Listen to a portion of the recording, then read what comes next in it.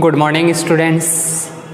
इससे पहले वाली क्लास में हमने डिस्कस किया था कि अगर किसी एलिमेंट का जो ऑर्डर है, वो एलिमेंट का जो ऑर्डर होता है, ग्रुप में किसी एलिमेंट का जो ऑर्डर होता है वो ऑर्डर क्या होता है, उसकी डेफिनेशन देखी थी। फिर उससे रिलेटेड एक थ्योरम के बारे में डिस्कस किया था। अब उससे आगे जो नेक्स्ट थ्योरम दे रखी है, वो नेक्स्ट थ्योरम दे रखी है ऑर्डर से रिलेटेड ही है कि the order of every element of a finite group, कि किसी भी फाइनाइट ग्रुप का जो ऑर्डर होता है वो फाइनाइट होता है।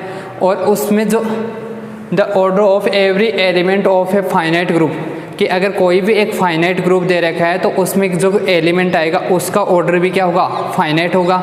और जो इस एलिमेंट का जो ऑर्डर होगा वो क्या होगा, या तो जो ग्रुप का ऑर्डर होता है, जो ग्रुप की कोटि होती है उसके इक्वल होगा, या फिर उससे लेस देन होगा। ये कंडीशन दे रखी है। अब इसके लिए हमें प्रूफ करना है कि जो एलिमेंट दे रखा, अगर ग्रुप में कोई भी एलिमेंट लेके चलोगे, अगर वो फाइनाइट है तो उस जो एलिमेंट आएगा उसका ऑर्डर भी क्या होगा, फाइनाइट होगा। अगर वो फाइनाइट नहीं है तो और जो एलिमेंट होगा उसका ऑर्डर क्या होगा, जो ग्रुप का ऑर्डर होगा उसके इक्वल हो सकता है या फिर उससे लेस देन होगा। ये कंडीशन प्रूफ करनी है।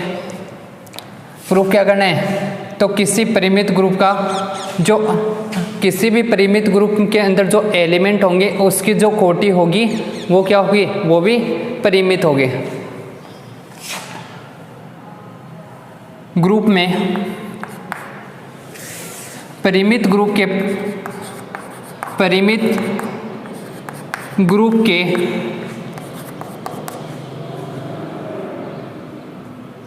किसी अवयव की कोटि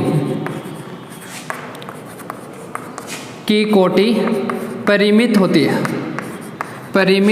है। ग्रुप के किसी अवयव की कोटि परिमित होती है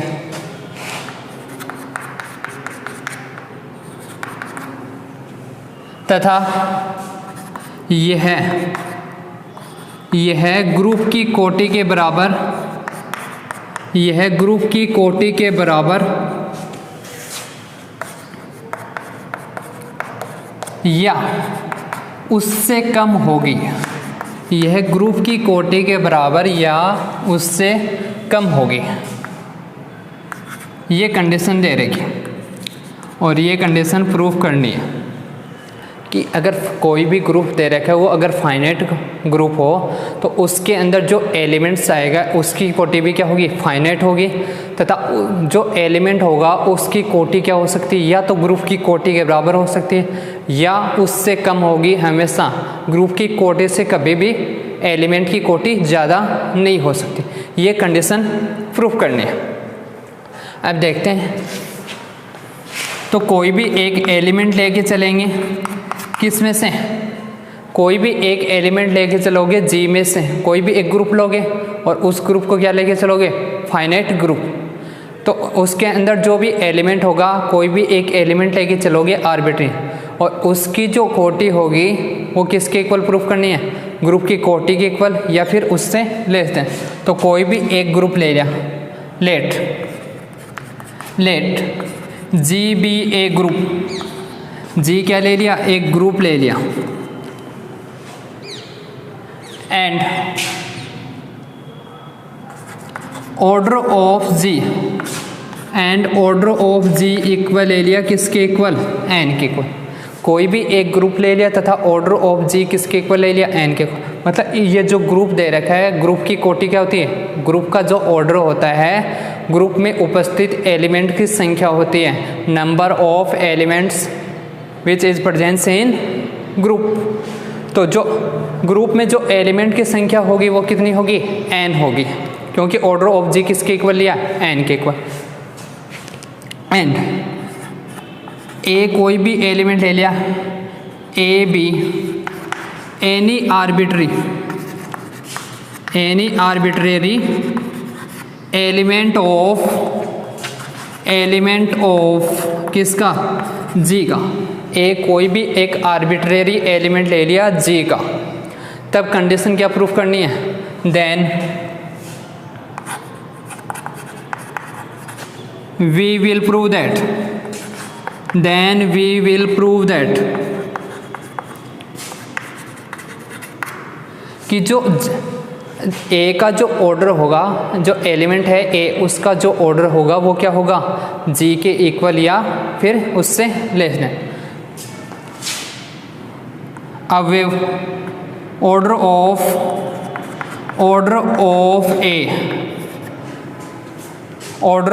ए इज इक्वल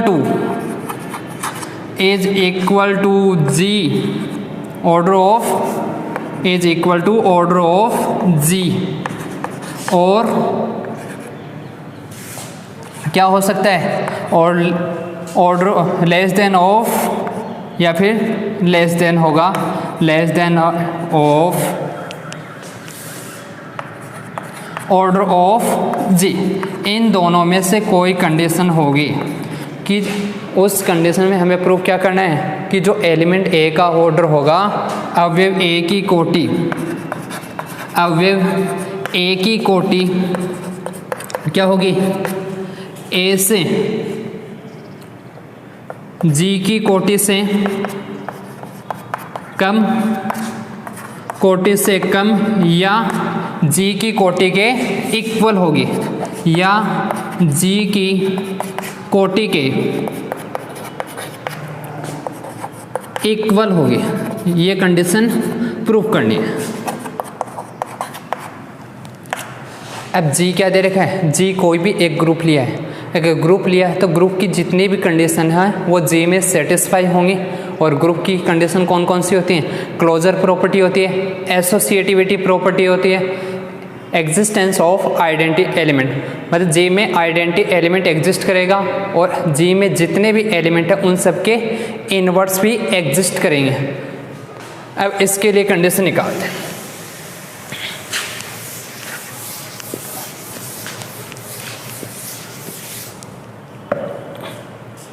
ठीक है, यहाँ तक हो गई कंडीशन।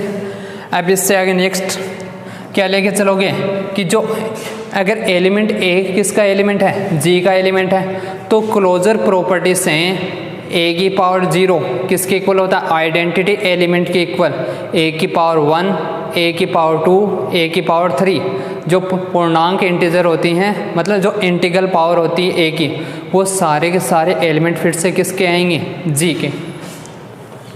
सिंस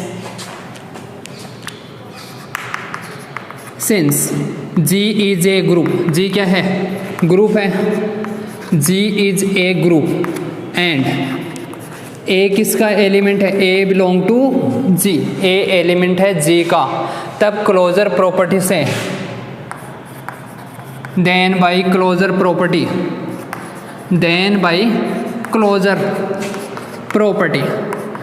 प्रॉपर्टी से कौन सी कंडीशन आएगी, तब क्लोजर प्रॉपर्टी संवर्तता गुणधर्म से कौन सी कंडीशन आएगी कि ए की पावर 0 किसके इक्वल होता है, आइडेंटिटी एलिमेंट के इक्वल होता है, ए की पावर 1, ए की पावर 2, ए की पावर 3 और ए की पावर n, सभी n+1 elements, n+1 elements G में विद्यमान होंगे, सभी n+1 एलिमेंट G में विद्यमान होंगे। ये कंडीशन आएगी कौन से प्रॉपर्टी से, आगे क्लोजर प्रॉपर्टी से, क्योंकि अगर A G का एलिमेंट है वो तो A की पावर 0 का मान तो किसके इक्वल होता है, आइडेंटिटी एलिमेंट। G दे रखा है, ग्रुप दे रखा है, तो आइडेंटिटी एलिमेंट एग्जिस्ट करेगा। इसके बाद जो क्लोजर प्रॉपर्टी आई, ए जी का एलिमेंट था, क्लोजर प्रॉपर्टी ए स्टार ए किसका एलिमेंट आएगा, फिर से क्लोजर प्रॉपर्टी से जी का, और इसी की वैल्यू किसके इक्वल होती है, ए की पावर 2। इंटीग्रल पावर होती है, किसी एलिमेंट की इंटीग्रल पावर के बारे में कल मैंने डिस्कस किया था, वही कंडीशन है। ए क्यूब फिर से क्लोजर प्रॉपर्टी से भी किसका एलिमेंट आएगा, क्योंकि ए स्क्वायर इंटू ए स्टार ये आ जाएगा, और फिर से किसका एलिमेंट आएगा, ये भी एलिमेंट आएगा जी का। तो ये जितने भी एलिमेंट हैं सारे टोटल कितने एलिमेंट हो गए, टोटल हो गए n+1 एलिमेंट्स क्योंकि 1 से लेकर n तक तो यहाँ हो गए, एक एलिमेंट ये हो गया a की पावर 0। टोटल कितने एलिमेंट हो गए? n+1 एलिमेंट्स हो गए, और ये सारे एलिमेंट किसके होंगे? g के एलिमेंट होंगे। अब g का जो ऑर्डर था, ऑर्डर ऑफ g किसके इक्वल था? n के इक्वल। यहाँ पर टोटल एलिमेंट कितने हो गए? n+1। अब देखो g का अगर ऑर्डर n है तो g में जो एलिमेंट की संख्या होगी, g में जो अवयवों की संख्या होगी वो किससे ज़्यादा नहीं हो सकती? g में अवयवों की संख्या n से ज़्यादा नहीं हो सकती। जो g में जो एलिमेंट्स आएंगे उनकी जो संख्या होगी वो n से कभी भी ज़्यादा नहीं हो सकती। और यहाँ पर टोटल एलिमेंट्स कितने हैं? n+1। सर वो ये तो क्या हो गया? कॉन्ट्राडिक्शन हो गया। अरे कॉन्ट्राडिक्शन नहीं हुआ, तो इसमें ये भी तो हो सकता है कोई दो एलिमेंट सेम हो सकते हैं, क्योंकि इसका ऑर्डर किसके इक्वल है? n के इक्वल। तो इसमें कोई न कोई दो ऐसे एलिमेंट होंगे जो क्या होंगे? इक्वल होंगे। उस कंडीशन में क्या आ जाएगा? जो ऑर्डर ऑफ g होगा वो फिर से किसके इक्वल हो जाएगा? n के इक्वल। बट ऑर्डर ऑफ, जो ऑर्डर दे रखा था किसका? g का, but order of g is equal to किसके इक्वल था? n। तब g में दो ऐसे एलिमेंट होंगे जो क्या होंगे? इक्वल होंगे। तब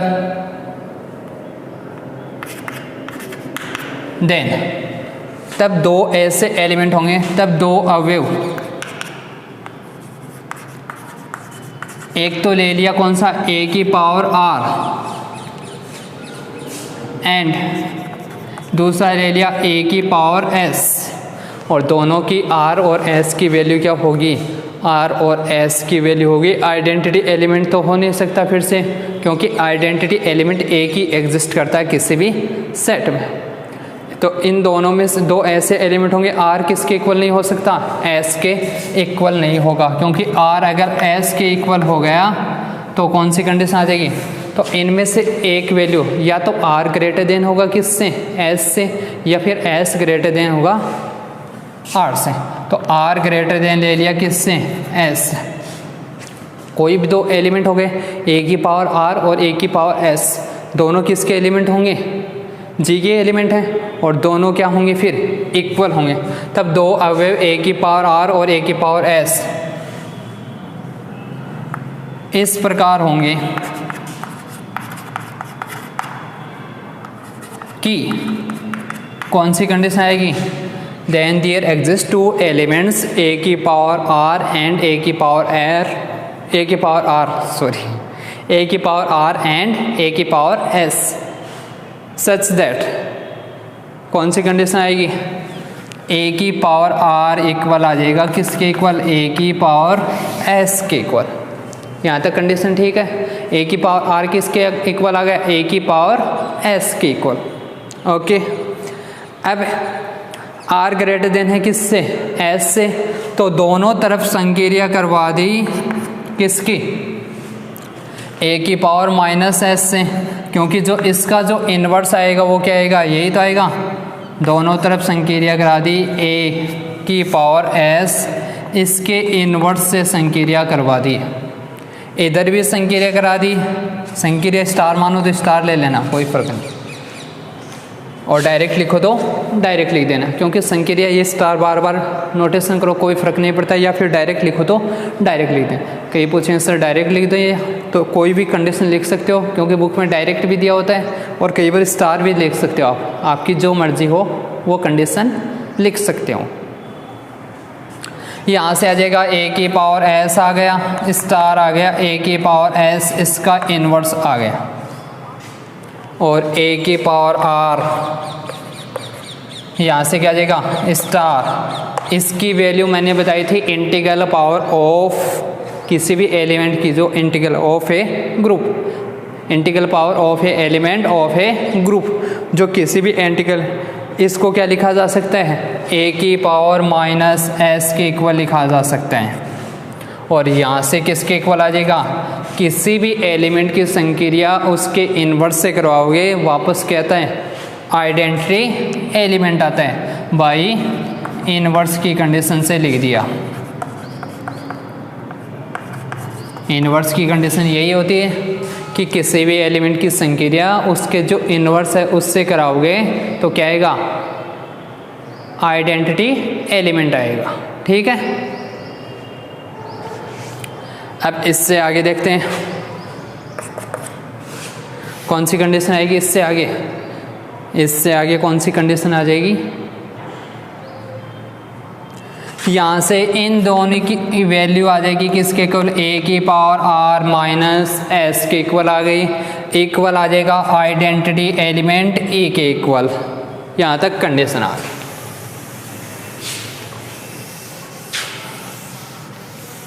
साथ में जो आर और एस की वैल्यू थी वो क्या थी, आर ग्रेटर देन था एस, तो यहाँ पर जो कंडीशन थी वो आर के लिए तो वैल्यू क्या हो सकती है, देखो आर की वैल्यू तो हो सकती है किसके इक्वल, आर की वैल्यू ए की power R greater than S से, तो जीरो नहीं हो सकती क्योंकि एस की वैल्यू मिनिमम वैल्यू क्या हो सकती है, जीरो, क्योंकि आर की वैल्यू अगर जीरो होगी तो एस की वैल्यू जीरो से लेस देन कोई वैल्यू नहीं होती।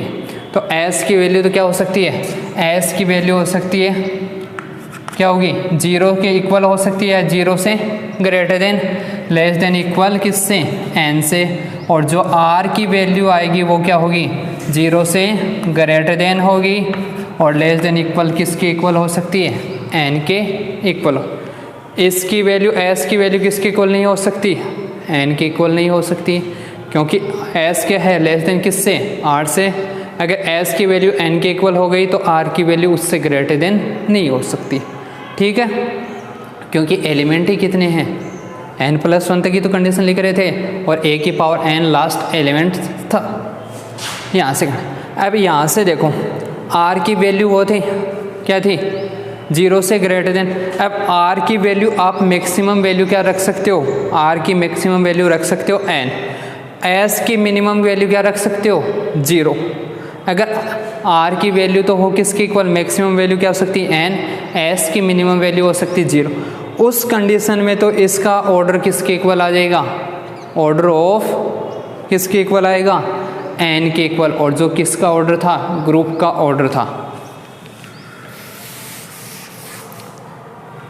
इफ कौन सी कंडीशन, इफ r इक्वल तो किसके इक्वल हो, n के इक्वल, और s इक्वल हो किसके इक्वल, जीरो के इक्वल।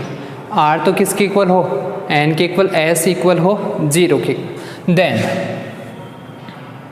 कौन सी कंडीशन आ जाएगी, देन आएगा a की पावर n इक्वल किसके इक्वल आ जाएगा, कौन सी इक्वेशन से, इसको दे देना इक्वेशन नंबर फर्स्ट। तो बाई फर्स्ट इस इक्वेशन से ये कंडीशन आ गई, इसकी वैल्यू किसके इक्वल आ गई, आइडेंटिटी एलिमेंट के equal.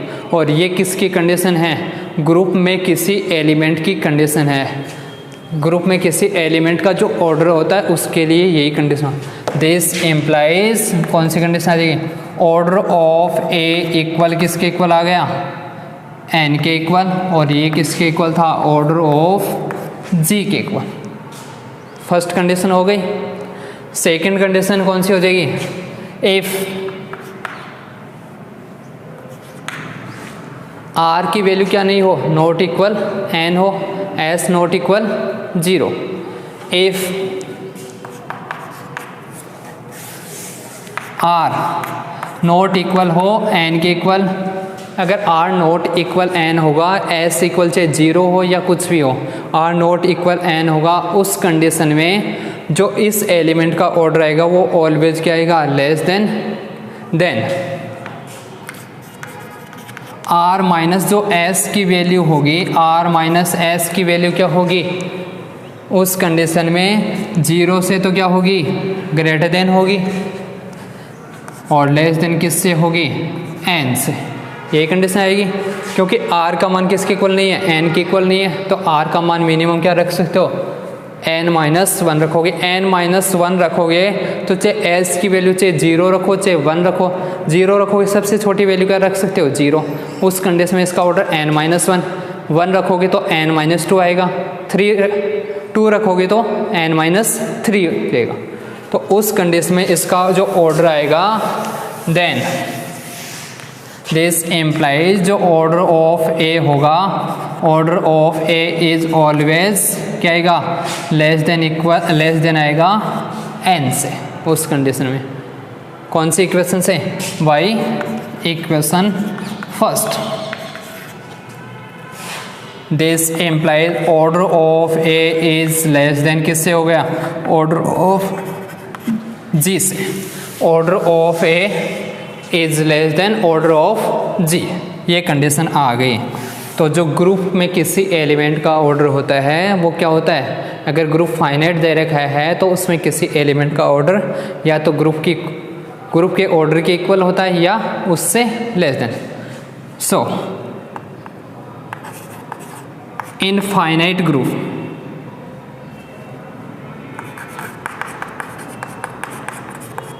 Infinite group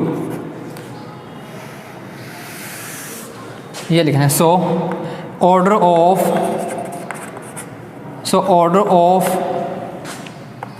N element of a finite group, of a finite group, of a finite group is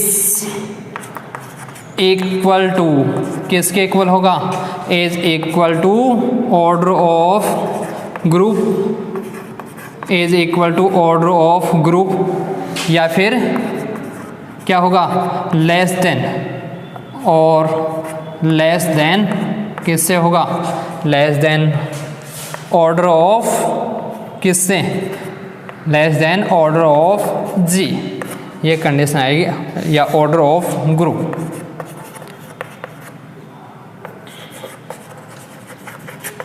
कि अगर उस कंडीशन में क्या होगा, अगर जी कोई भी एक फाइनाइट ग्रुप दे रखा है तो उसमें जो एलिमेंट्स होगा उसका जो ऑर्डर आएगा वो हमेशा क्या आएगा, या तो ग्रुप की कोटि के इक्वल आएगा या उससे लेस देन आएगा। ये कंडीशन प्रूफ हो गई। अब अगर ग्रुप इनफाइनाइट हो, कंडीशन क्या पूछी थी, एक कंडीशन और थी कि फाइनाइट ग्रुप का जो ऑर्डर होता है वो हमेशा, अगर ग्रुप फाइनाइट दे रखा है तो उसमें जो एलिमेंट्स होता है उसका ऑर्डर हमेशा क्या होता है, फाइनाइट होता है। तो अगर ग्रुप इनफाइनाइट हो तो उस कंडीशन में इसके अंदर जो एलिमेंट होगा उसका ऑर्डर कभी भी फाइनाइट नहीं हो सकता। ये कंडीशन और प्रूफ करें।